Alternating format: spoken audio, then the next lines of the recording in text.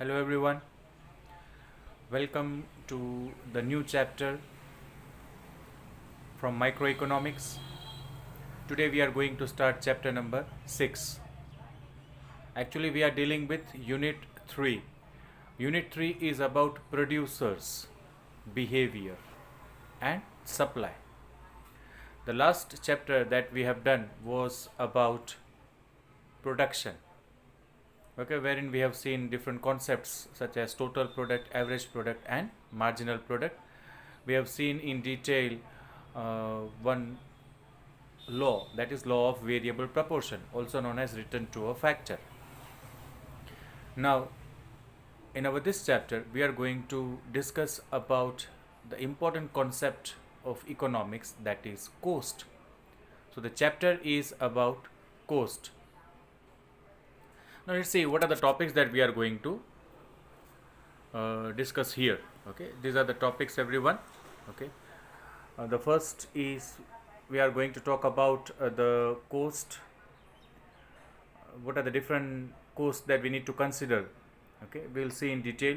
Then the concepts relating to the cost are total cost, average cost, and marginal cost, as the concepts that we have seen in the production chapter. Okay, then we are going to see certain important relations between the different concepts of the cost, and last we are going to discuss about the time element. So these are the learning objectives that we are going to see discuss in this chapter. So let's start with the introduction portion, everyone. Now here is the concept of cost, the introduction. The level of production can be raised by employing, matlab using the factor inputs and non-factor inputs. Okay, now let's see what is this factor inputs and non-factor inputs. Factor inputs क्या हैं? सी ये दोनों जो हैं factor inputs and non factor inputs, ये production करने के लिए इनपुट्स हैं जिसको हम यूज़ करेंगे and we will have the output, that is finished product. Okay, now in here factor inputs कौन कौन से होते हैं? Land, labour, capital and the entrepreneur is the factor input. ये इंपॉर्टेंट चीज़ें होती हैं बिजनेस के लिए. मतलब बहुत दूसरी और भी चीज़ें चाहिए होती है, जैसे कि रॉ मटेरियल है, इलेक्ट्रिसिटी है, यू नीड से water, then an number of resources you need in the organisation. So all that we consider as the non factor input. So in short, production करने के लिए we need factor inputs and non factor inputs both. Now ये जो factor and non factor inputs हैं उन पे expenses होगा, या तो वो खरीदने के लिए या हायर करने के लिए. Either you need to buy these inputs or you need to hire these inputs. तो इन पे जो cost होता है ना, that is known as cost of production.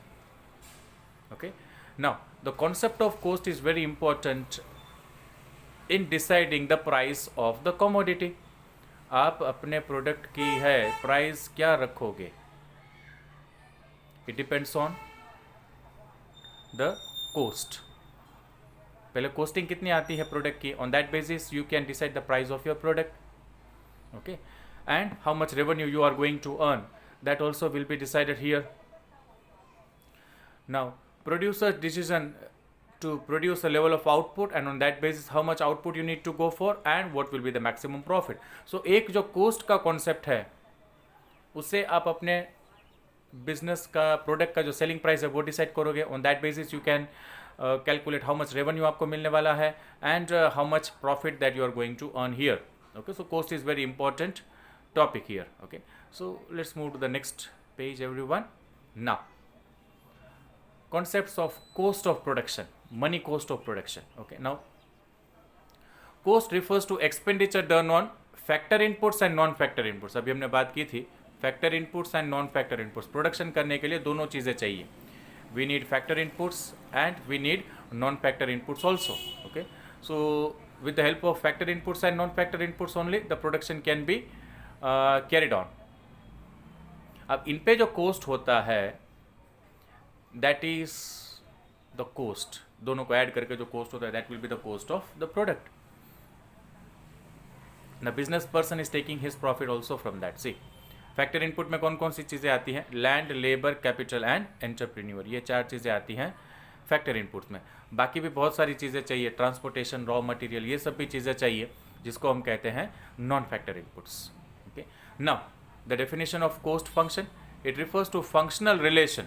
Okay, the definition everyone, functional relation between cost and output. अगर आपको याद हो तो हमने 5th चैप्टर में जो डेफिनेशन देखी थी प्रोडक्शन फंक्शन की, उसमें क्या था? Functional relation between inputs and outputs. यहाँ functional relation between cost and output. Okay, वहाँ हम इनपुट्स की बात कर रहे थे, इनपुट एंड आउटपुट, यहाँ हम कॉस्ट की बात कर रहे हैं। Okay, so this is the definition cost function के लिए, functional relation between inputs and output. Okay, now it is expressed as, this is the expression or the functional relation. C stands for the cost, F is for the function, and Q is for the output. Okay. Further, let's talk about an important topic here. Certain concepts we are going to discuss here: real cost, social cost. ये सब cost क्या है? Okay, let's talk about that. Okay, let's start with the real cost.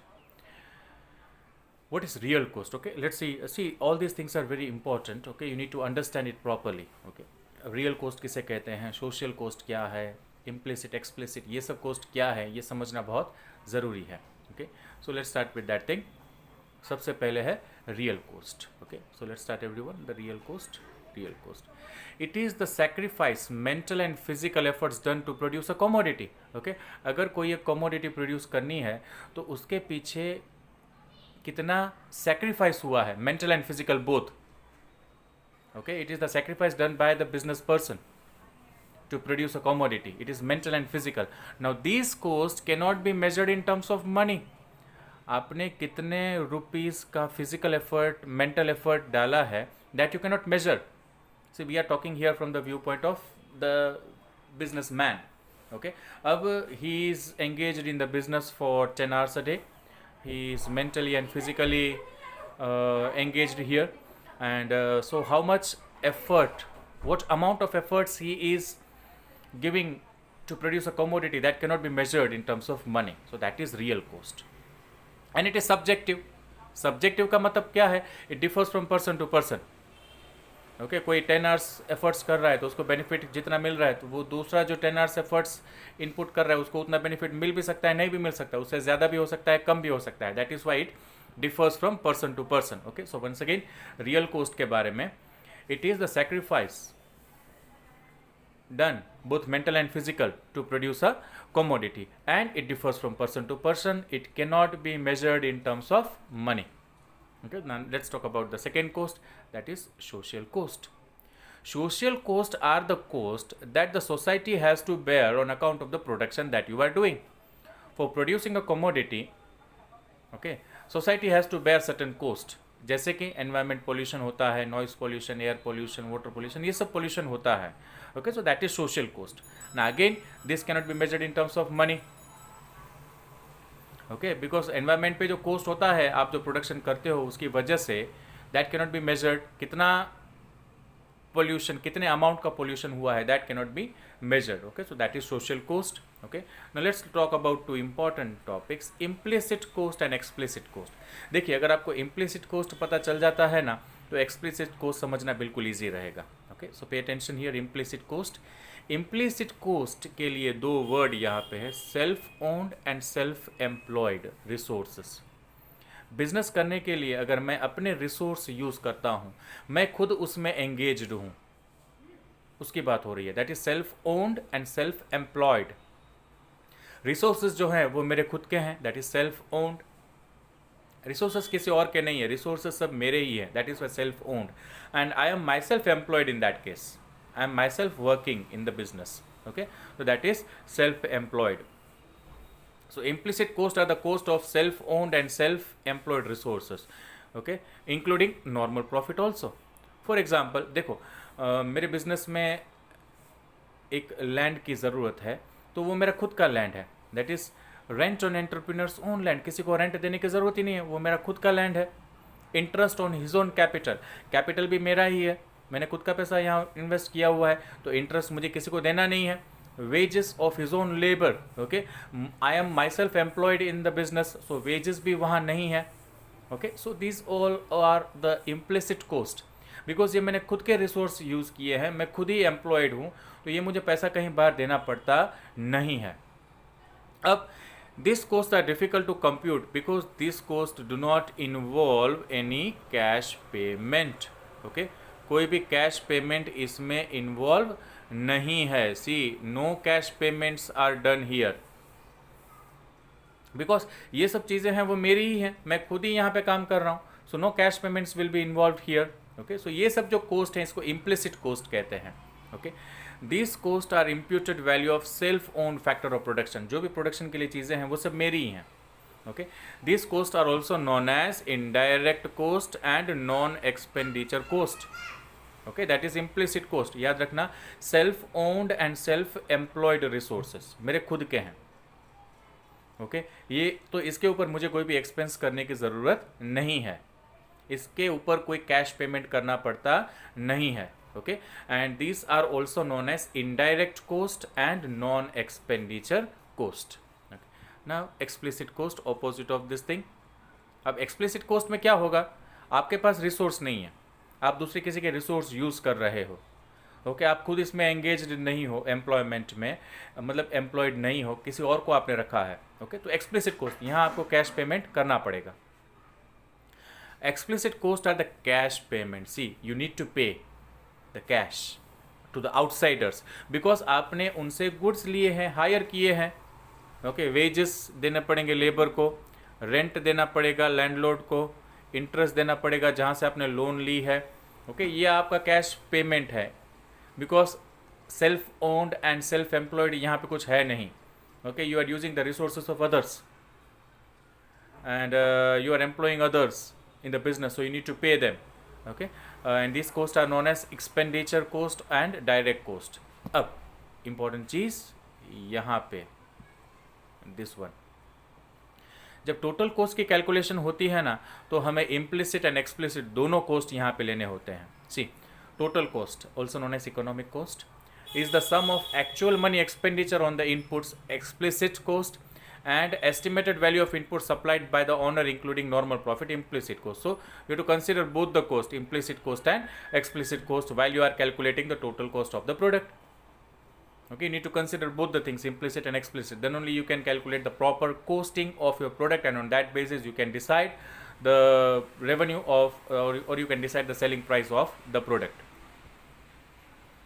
The last cost is here the opportunity cost. Opportunity cost हम chapter 1 में भी देख चुके हैं. Okay, what is opportunity cost? It is the value of factor in the next best alternative. Okay, next best alternative जो आपने let go किया है, उसकी जो वैल्यू है, that will be the opportunity cost of the first one. Okay, ये हमने detail में चैप्टर 1 में देखा हुआ है. Okay, so 5 different types of cost we have seen here: real cost, social cost, implicit and explicit, and the opportunity cost. Okay, so these are the different concepts related to the cost, money cost. Okay, so these are the things economics के viewpoint से आपको समझना बहुत ज़रूरी है. Okay, now let us move to the next topic. अब हम बात करेंगे concepts of cost of production. Okay, different concepts जो cost से related हैं, we will be talking about those concepts here. Okay, so let's start. Okay, ये हो गया. Okay, देखो प्रोडक्शन के चैप्टर में भी हमने जब कॉन्सेप्ट्स के बारे में देखा था, we were talking about short run only. Okay, so यहाँ पे भी हम जो कॉन्सेप्ट्स के बारे में बात करेंगे, we will be talking about the short run only. Okay, time dimension के व्यू पॉइंट से देखने जाओ तो there are 3 time dimensions: very short, short and long. Okay, so very short time period ऐसा टाइम पीरियड है जहाँ पे production में कोई चेंज नहीं हो सकता है. Okay, but short and long time period ऐसा है जिसमें प्रोडक्शन में चेंज हो सकता है. Okay, so here we are talking about short run. Okay, so that was about from the view point of production. Here let's see cost के view point से क्या है टॉपिक्स. ओके, सो कॉन्सेप्ट जो हम यहाँ पे देखेंगे वो 3 कॉन्सेप्ट हम यहाँ पे देखेंगे, that is total cost, average cost and marginal cost. Further again classification है इसमें. टोटल कॉस्ट जो है उसमें अगेन दो क्लासिफिकेशन होते हैं, total fix cost and total variable cost. And average cost में भी क्लासिफिकेशन है, average fix cost and average variable cost. So these are the different concepts that we are going to see in this chapter. Okay, so once again three concepts we are going to see cost के viewpoint से, total cost, average cost and marginal cost, and total cost and average cost में again दो सब categories हैं, that is total fixed cost and total variable cost. Similarly for the average cost में भी average fixed cost and average variable cost. Let's look at further the explanation of the topic. total cost के बारे में पहले बात करते हैं. Okay, now what is total cost? Total cost refers to sum of all expenditure incurred by the producer in producing a given quantity of a commodity. एक quantity को produce करने के लिए जितना भी एक्सपेंसेस या एक्सपेंडिचर होते हैं उसको हम टोटल कॉस्ट में रखते हैं. Okay, in short it is the cost of factor inputs and non factor inputs. ये आगे हमने बात की थी. ओके, कोई भी प्रोडक्ट की कॉस्टिंग अगर आपको फाइंड करनी है तो फैक्टर इनपुट पे जितना खर्चा हुआ है वो, एंड नॉन फैक्टर इनपुट पे जो भी एक्सपेंसेस हुआ है वो. ओके, इन दोनों को आपको साथ में कंसिडर करना होगा. और you can say all the expenditures that you have done to produce a commodity that will be termed as total cost. All the expenditure that you have done to produce a commodity that will be termed as total cost. Okay, now in short run total cost comprises of fix cost and variable cost. Okay, जब हम short run की बात करते हैं तो short run में total fix cost and variable cost दोनों अभी हमें यहाँ पे समझना होगा. Fix cost and variable cost है क्या? ओके, सबसे पहले टोटल कॉस्ट आप समझ लीजिए, एकदम ईजी है.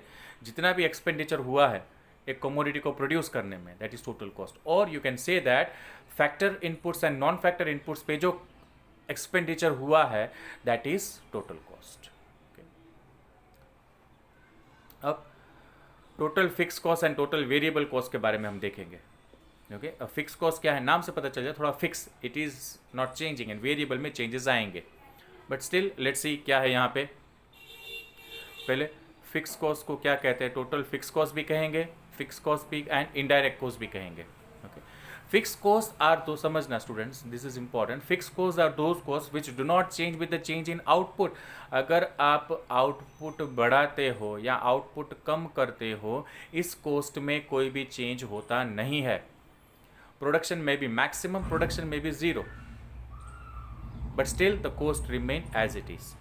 दिस एक्सपेंसेस कहाँ इनकर होते हैं? फिक्स्ड फैक्टर में. हमने चैप्टर 5 में फिक्स्ड फैक्टर क्या है वो देखा था. ओके, फिक्स्ड फैक्टर पे जो भी एक्सपेंसेस होते हैं उसको हम फिक्स कॉस्ट कहेंगे. जैसे कि एग्जांपल से बेटर समझ में आएगा, रेंट, डिप्रिसिएशन, ये सब चीज़ें हैं, ये फिक्स रहती हैं. Okay, say for example you have a warehouse which is on rent, and rent उसका 15,000 है, तो 15,000 आपके लिए फिक्स कॉस्ट है. आप चाहे वो वेयर हाउस यूज़ करो या ना करो, उसमें आप गुड्स ज़्यादा रखो या कम रखो, it doesn't make any difference. You need to pay 15,000 every month. इसीलिए इसको फिक्स कॉस्ट कहते हैं, because it does not relate to the change in the output. Output अगर कम होता है, ज़्यादा होता है, या जो भी होता है, ज़ीरो होता है, but 15,000 is your fix cost. वैसे ही बैंक में जो आपका इंस्टॉलमेंट पे करना होता है, जहाँ से आपने लोन ली है, तो वो भी इंस्टॉलमेंट है, वो आपको पे करना ही होता है. Okay, under any circumstance, if you keep your unit closed for से 10 to 15 days, तो आप ये नहीं कह सकते मेरा यूनिट 15 days बंद था तो मैं इंस्टॉलमेंट है वो हाफ पे करूँगा. No, it's not so. Need to pay 100% full installment timely. Okay, so that is also fixed cost. अब फिक्स्ड कॉस्ट से रिलेटेड एक टेबल एंड कर्व देखते हैं. Okay, which is important and easy also. ये रहा fix cost से related table and curve. Okay, now see, output is increasing 0 1 2 3 4. Output is increasing. देखो 0 1 2 output बढ़ रहा है, लेकिन फिक्स कॉस्ट आप देखिए 20 ही रहता है. अगर आप आउटपुट 0 करते हो तो भी 20 है. अगर आप आउटपुट 3 4 5 6 जितना भी इंक्रीज करते जाते हो, फिर भी ये फिक्स कॉस्ट है वो 0 ही रहता है. Okay, fix cost does not change with the change in the output. Okay, now let's look at the curve everyone. Fix cost का जो कर्व है, it is remaining parallel to x axis. X axis के parallel रहता है, because इसमें कोई change ही नहीं होता है. Okay, if you plot the tabular presentation जो यहाँ पे हमारे पास, if you plot it on the curve, you will see that you will get a curve parallel to x axis. Okay, now few observations here, 3 observations. All the 3 observations are very simple and easy. Number 1, fix cost जो है वो straight line है parallel to x axis, जो अभी हमने यहाँ पे देखा, the line is parallel to x axis. Number 2, total fixed cost remain constant. Level of output आप कम करो, ज़्यादा करो या जीरो हो जाए, it remains constant and it is positive at zero also. See, अगर आप आउटपुट नहीं भी करते हो, देखो यहाँ पे आपका आउटपुट ही नहीं हो रहा है, फिर भी कॉस्ट है. Okay, if you go for the output still it, तो कॉस्ट है, वो समझ में आता है. लेकिन if you don't go for the output, output zero है, फिर भी ये कॉस्ट है यहाँ पे. Okay, still the cost is here. Okay, so that is fix cost. Okay, fix cost के लिए 3 observations once again. 1, the line is parallel to x axis. 2, fix cost remain constant for all the outputs. 3, it is positive when the output is zero. Zero output है तब भी ये cost होता है यहाँ पे. Okay, so this was about the total fix cost. अब variable cost के बारे में देखते हैं. Okay, variable cost, then we will see the table and the curve about variable cost. Okay, अब वेरिएबल कॉस्ट क्या है वो देखते हैं. इसको टोटल वेरिएबल कॉस्ट कह लो, डायरेक्ट कॉस्ट कह लो, प्राइम कॉस्ट कह लो, आप अलग अलग वर्ड्स बहुत सारे यूज़ कर सकते हो. Let's see. These costs are those costs which change with the change in level of output. इस सेंटेंस से ही आपको थोड़ा पता चल जाना चाहिए. अगर आउटपुट में चेंज होता है तो ये कॉस्ट में भी चेंज आएगा. If you increase the output, this cost will increase. If you decrease the output, this cost will decrease. If you don't go for the output, ये cost होगा ही नहीं. Okay? If output falls to zero, this cost also will fall to zero. Okay? Output अगर increase होता है तो ये cost बढ़ेगा, अगर आउटपुट जीरो होता है तो ये कॉस्ट भी जीरो हो जाएगा. Okay, next, the rate of increase in total variable cost is determined by law of returns. Okay, yes, यहाँ पे वेरिएबल प्रपोर्शन जो हमने 5th चैप्टर में एक लॉ पढ़ा था वो यहाँ पे अप्लाई होता है. देखे क्या है वो. अब टोटल वेरिएबल कॉस्ट इंक्रीज होगा ना, जैसे आउटपुट अगर आप बढ़ाते हो तो टोटल वेरिएबल कॉस्ट है वो इंक्रीज होगा. लेकिन इसमें जो इंक्रीज होता है, कितना इंक्रीज होगा, सेकंड थर्ड के बीच में, थर्ड फोर्थ के बीच में, 5th 6th के बीच में, जितना आप आउटपुट बढ़ाते हो कितना कॉस्ट इंक्रीज होगा, ये किस पे डिपेंड होता है, ये डिपेंड होता है लॉ ऑफ वेरिएबल प्रपोर्शन पे. This is law of variable proportion. और the behaviour of total variable cost is determined by the behaviour of total product, that is law of variable proportion. This include, अब इसमें expenditure कौन कौन से होते हैं या एग्जाम्पल्स कौन कौन से हैं. Raw material is the best example, transportation, running expense, telephone bill, ये सब जो है. Telephone bill over the minimum telephone bill. Minimum telephone bill जो है ना वो फिक्स कॉस्ट होता है. मान लो आपने टेलीफोन कनेक्शन लिया है, मिनिमम 200 रुपीज़ उसका मंथली आता है, तो that 200 rupees is fix cost. उसके ऊपर जो अमाउंट होता है that is variable cost. Okay, now let's look at the table and the curve here. Okay, now here is the topic everyone. ये देखो आउटपुट यहाँ पे बढ़ रहा है, 0 1 2 3 4 5 6 7 8. Okay, the output is increasing. At the same time variable cost is increasing. लेकिन variable cost में जो इंक्रीज है ना, दैट इज इंपॉर्टेंट. सी, पहले हमने बात की थी ये शॉर्ट रन है, तो शॉर्ट रन में सिर्फ वेरिएबल कॉस्ट में ही, सॉरी वेरिएबल फैक्टर में ही व्हाट यू कॉल इंक्रीज होगा. Fix factor remain as it is. Say machine है वो फिक्स फैक्टर है, मशीन में इंक्रीज नहीं होता है. आप रॉ मटेरियल उसमें ऐड करते जाओगे. ओके, ये हमने बात हम 5th चैप्टर में भी कर चुके हैं. Okay, the same thing is applied here. Okay, so raw material is going on increasing. Okay, मतलब वेरिएबल फैक्टर कोई एक है वो इंक्रीज होता जाएगा. शॉर्ट रन है इसीलिए, फिक्स फैक्टर में चेंज नहीं हो सकता है, because we are talking about short run. Now see the increase in the variable cost. Variable cost में जो इंक्रीज आ रहा है ना, that is very important. On that basis the curve will have its position. देखो यहाँ पे pay attention everyone. Okay, देखो जब आउटपुट ज़ीरो है तो कॉस्ट भी ज़ीरो है. It's obvious, variable factor input ही नहीं हुआ है. जब 1 यूनिट आपने यूज़ किया तो कॉस्ट बढ़ गया 0 से 10 तक. अब जो इंक्रीज होगा ना वेरिएबल कॉस्ट में, that is important. It will increase but increases at diminishing rate, then will increase at constant rate, then increases at increasing rate. ये 3 चीज़ें आप समझो, ये इंक्रीज तो हो ही रहा है, देखिए आप, this is increasing, okay, but increase जो है ना, the way it increases, that is very important here. Initially it increases at diminishing rate, secondly it increases at constant rate, third it increases at increasing rate. okay? तो अगर आप total variable coast लिखने से पहले अगर ये वाला topic लिख लेते हो, marginal cost, okay, then that would be very easy to find the variable cost. okay, अब यहाँ से यहाँ तक देखो, it increases at diminishing rate, increases at constant rate, increases at increasing rate. I hope ये समझ में आ गया आपको. ये मैंने इसको 3 पार्ट में डिवाइड कर लिया है. नंबर 1 इज इंक्रीजिंग एट से diminishing rate, then constant rate भी है, and then final it is increasing at increasing rate. Okay, अब आप इसमें ऐड करते जाओ. सी, पहले यहाँ 10 है तो यहाँ भी 10 है, then 10 + 8 is 18, +6 is 24, +4 is 28, +4 again is 32. ऐसे आप प्लस करते जाओ, you will get this one variable cost. okay, this is how the variable cost you can have. once again, पहले आपको ये लिख लेना है, सॉरी, पहले आपको ये लिख लेना है, ये वाला portion. see how it is written, 10 8 6 4, then 4 again is the constant, then again increasing 6 8, आप 10 भी लिख सकते हो, यहाँ 12 लिख लिया है. okay, you can write here 10 also so that easily आपको याद रहे. okay, 10 8 6 4, you can go like that. okay, and then you can go for the constant rate, and then you can go for the increasing rate also. and okay, now once again मैं आपको बता दूं कैसे है. पहले आपको ये लिख लेना है. ओके, सी इसमें चेंज कैसे होता है, पहले आपको डिक्रीज करते जाना है. 10 8 6 4, देन 4 रिमेन्स कांस्टेंट, देन आप इंक्रीज करते जाओ.